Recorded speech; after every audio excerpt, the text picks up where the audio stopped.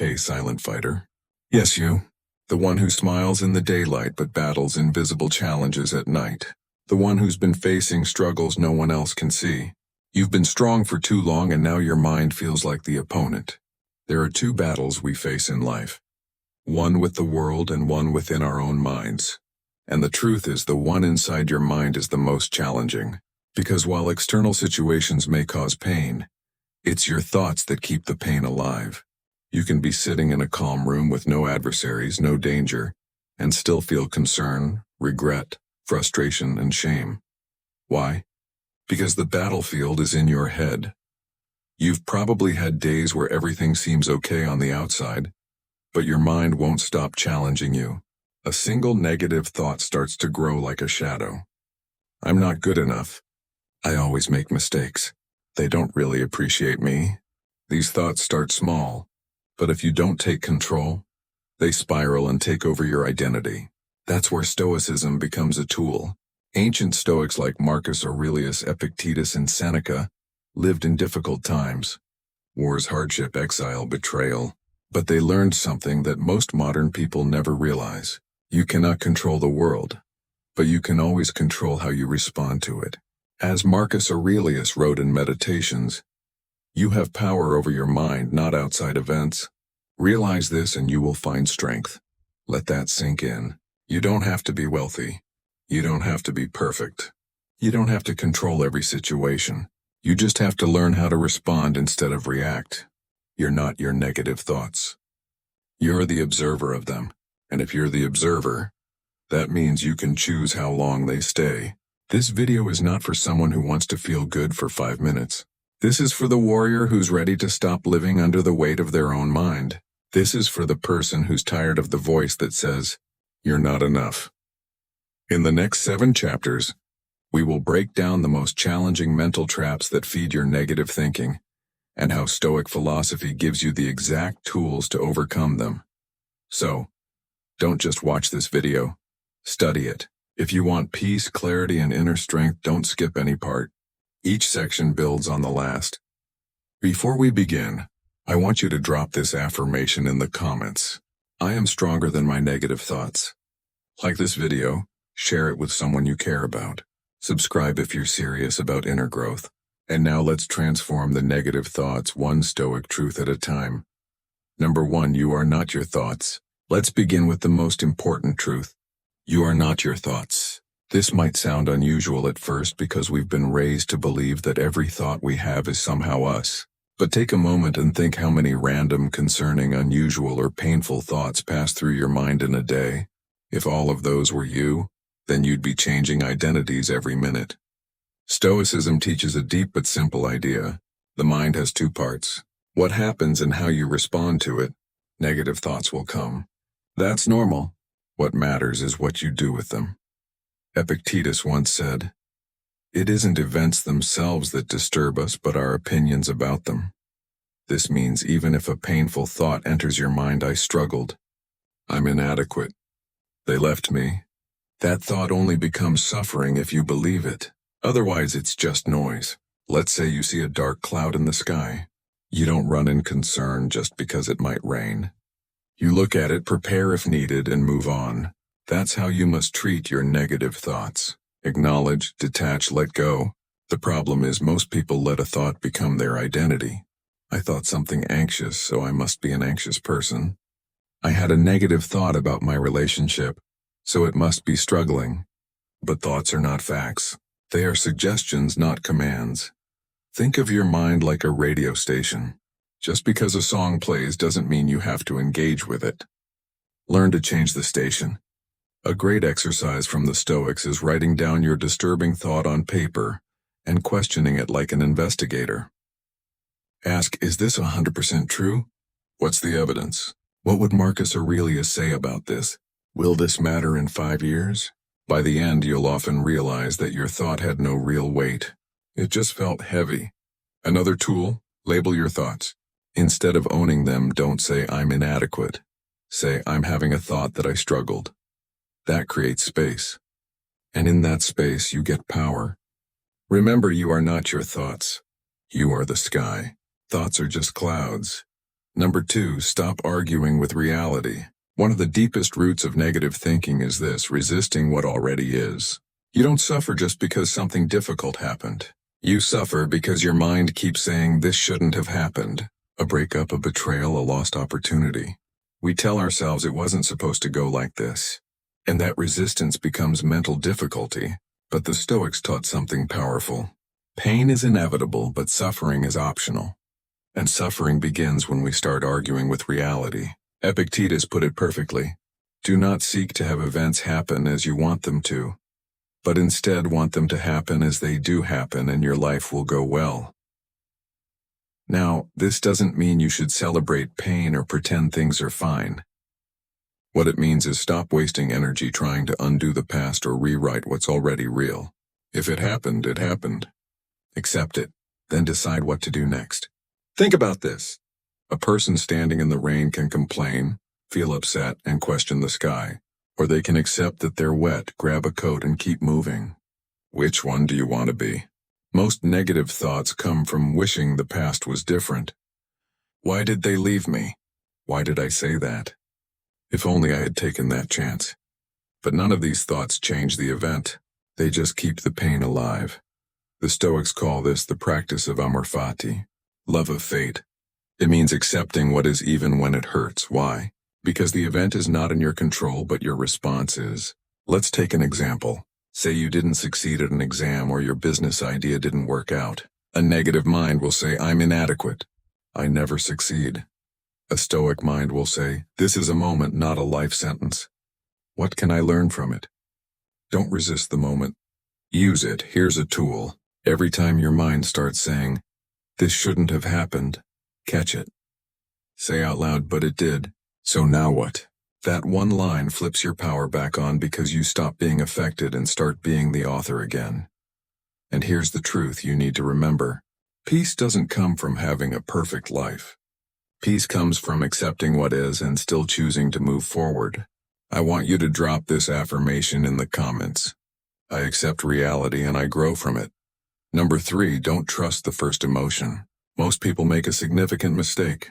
They treat their first emotion like the truth. But Stoicism teaches you this critical skill. The first feeling is not final wisdom. Frustration, concern, jealousy, sadness, these are reactions. And reactions are usually loud, messy, and irrational. If you always obey your first emotion, your life becomes a roller coaster. Think of emotions like waves. The first one crashes hard, but it always passes. If you can wait, reflect, and observe instead of acting, you win. Marcus Aurelius, a Roman emperor under constant pressure, wrote this. The first rule is to keep an untroubled spirit. The second is to look things in the face and know them for what they are.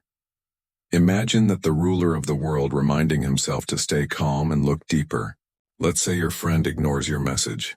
The first thought might be, they don't care about me. But if you wait an hour, maybe you find out they were busy or unwell or just forgot. If you acted on the first emotion, you might have damaged a good friendship. Here's the practice. When a negative emotion hits, pause, name it, delay the reaction. Say, I'm feeling frustration, but that doesn't mean I'm right. I'm feeling concern, but that doesn't mean I'm in danger. I'm feeling jealous, but that doesn't mean I'm less. Your emotions are signals, not orders. Another Stoic technique, the view from above. This is when you mentally zoom out. Instead of seeing the problem up close, imagine yourself from far away. Imagine you're looking at your life from space. Suddenly that embarrassing moment or tense argument seems small. It gives you perspective. And perspective reduces unnecessary pain. Also practice this line. Let me wait before I react. That small sentence has saved careers, marriages, friendships, and most importantly, your peace. And remember, you are not limited for feeling emotions. You are wise when you don't let them control you. I want you to drop this affirmation in the comments. I pause, I choose. I don't react impulsively. Number 4, the stories you tell yourself are creating your pain. Most of the time, it's not the situation that affects you. It's the story you tell yourself about it. You get rejected and the mind says, they never liked me. I'll always be alone. You make a mistake at work and the mind says, you're inadequate. You're not capable. This is the trap. You confuse facts with interpretations. The Stoics understood this deeply.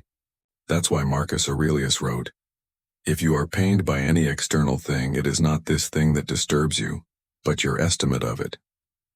And this you have the power to revoke at any moment." Let's pause and unpack that. It's not the rejection, the silence, the setback, or the delay that hurts most. It's the meaning you add to it.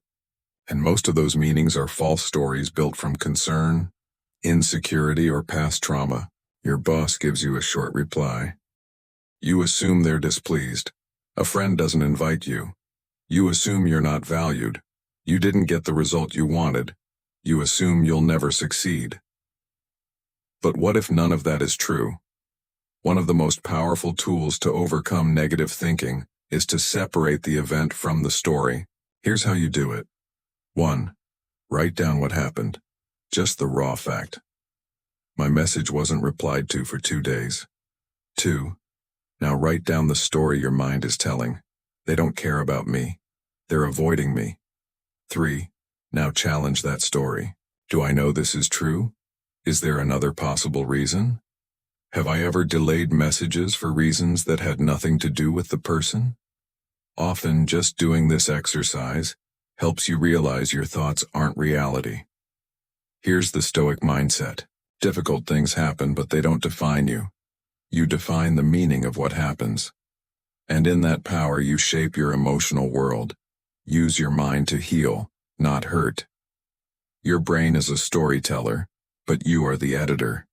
And a wise editor doesn't let false stories go to publication.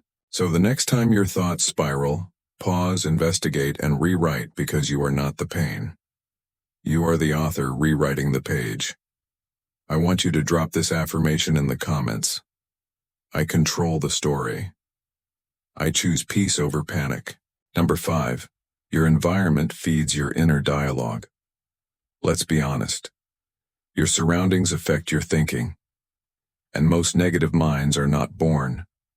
They're built by challenging environments. The people you spend time with, the content you consume, the habits you repeat, all of these are feeding your inner voice. And if you're surrounded by noise, drama, chaos, and pessimism, your mind will reflect that chaos. Seneca, one of the wisest Stoics, warned, "Associate with people who are likely to improve you. Welcome those whom you yourself can improve." This wasn't just about friends, it was about mental hygiene. If your mind is like a garden, who are you letting plant seeds in it? Let's break it down. Negative people. If you're constantly around people who complain, gossip, or criticize others, you start picking up their mindset. Your brain mimics what it hears most. Unhealthy social media. If you scroll through content that triggers insecurity, frustration, or shame, your mind becomes accustomed to low-vibration thoughts. Chaotic spaces. A messy room, cluttered desk, or loud home can amplify stress and reduce clarity. The Stoics lived with simplicity and order because they knew chaos outside leads to chaos inside. Here's a truth that matters. You can't overcome negative thoughts while feeding them every day. So start doing an environment detox. Ask yourself, who makes me feel drained versus who makes me feel calm? What content am I watching? Does it inspire me or make me feel worse? Is my space helping me think clearly, or is it adding to my stress? The Stoics weren't just focused on philosophy. They were focused on structure, simple routines, clean surroundings, meaningful conversations. They knew that external discipline created internal stillness. Try this challenge.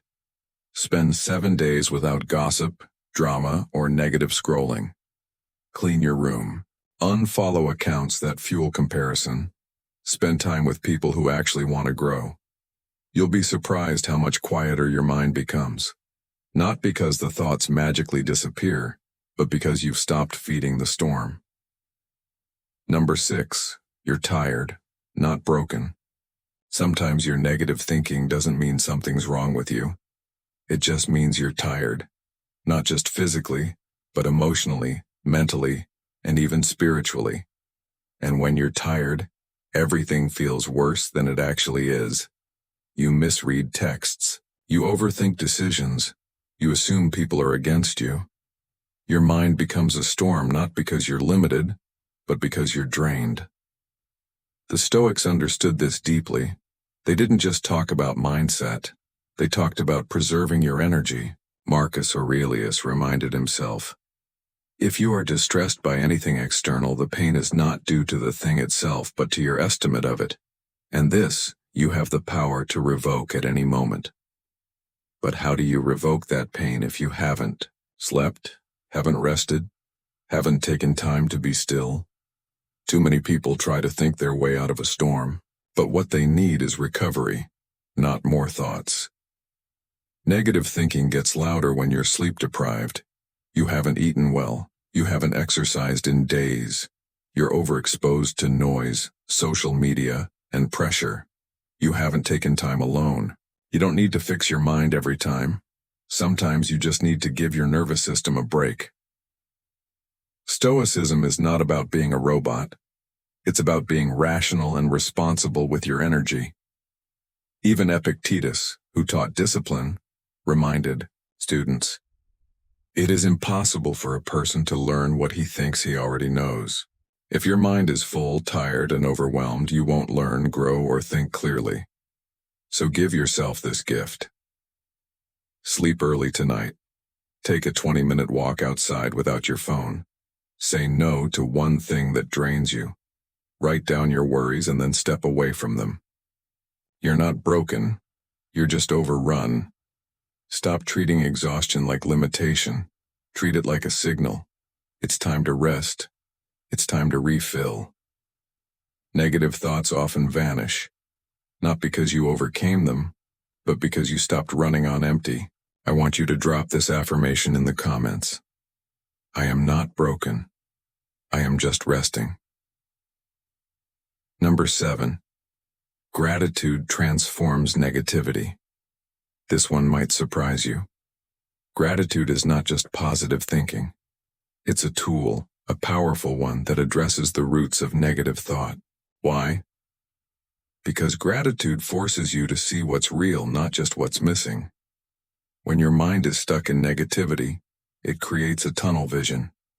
Nothing is working out. Everyone is better than me. Life is unfair. But the moment you name what's going right, that tunnel starts to crack open. Seneca wrote, "It is not the person who has too little, but the person who craves more that is poor." Most negative thinking is rooted in lack, a feeling that you are missing something. But gratitude reminds you already have so much. And this isn't about ignoring problems. It's about balancing your perspective. In your lowest moments, ask, what am I taking for granted right now? What do I have today that I once wished for? Who do I still have around me? Write it down. One line. That's all it takes to start shifting. Let's say you feel lost in your career. That's real. But maybe, just maybe, you're healthy, safe, fed, and learning. Your relationship is struggling. But maybe you've discovered your own strength, boundaries, and self-worth. Gratitude is not a forced smile. It's not pretending everything is okay. It's looking life in the face and saying, yes, this hurts, but I still choose to see what's here. Here's the deeper truth. Negative thinking grows in the soil of forgetfulness. When you forget your blessings, your wins, your survival stories, you fall into the belief that life is all pain. So remind yourself, make it a ritual. Every morning or night, write down 3 small things you're grateful for. Here are a few ideas to guide you. A breath, a meal, a memory, a person, a small victory. You'll start to notice something. That ache in your chest will loosen. That fog in your head will clear because gratitude gives you anchors. And anchors keep you from drowning in the storm. If you've made it this far, understand this. You've already started transforming negative thinking, because awareness is the first step. And awareness is exactly what Stoicism gives you. This isn't about never having a negative thought again. That's not realistic. The Stoics never aimed for perfection. They aimed for practice. You've learned that you are not your thoughts. You are the observer. You don't have to argue with reality. You can accept and grow. Your first emotion is not always your truth. Pause, reflect, choose. The stories in your head are just that, stories. Rewrite them. Your environment matters. Clean it up to clean your mind. Tired doesn't mean broken. Sometimes rest is the medicine. And above all, gratitude is your armor against darkness. Marcus Aurelius faced loss, betrayal, and stress few of us could imagine. And still he wrote every day to train his mind toward peace. So train yours daily, silently, strongly. You don't have to be loud. You don't need everyone to understand. Just keep showing up for your mind and your life will begin to transform. And if no one told you today, you're doing better than you think. Not because things are perfect, but because you're aware. And from awareness, everything can change. This is how you transform negative thinking. Not with force, but with daily clarity, inner silence, and stoic power. If this video helped you, like it to help more people see it. Comment your favorite point or quote. Share this with someone who needs peace and subscribe because we are building a stoic mind together. Final affirmation for the comments. My mind is my strongest tool.